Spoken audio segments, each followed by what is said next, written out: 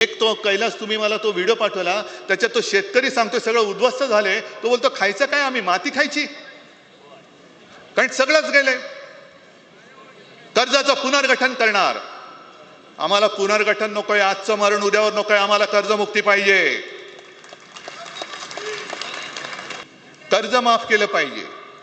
पुनर्गठन करायचं कसं करायचं, आत्ताचं जे कर्ज आहे ते डोक्यावरती बसले, फेडू शकाल तुम्ही?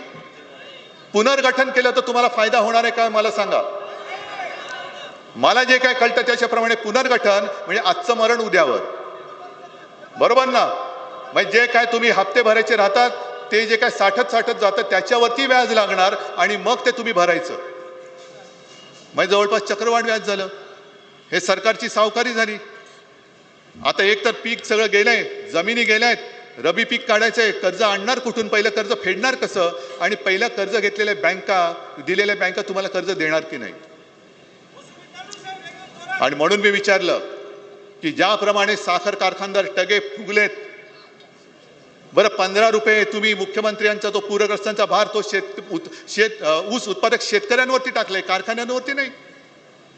हे टगे सगळे कारखानदार शेकडो कोटी रुपये यांनी सरकारकडनं थक हमीच्या नावावरती लुटून टाकलेले आहेत.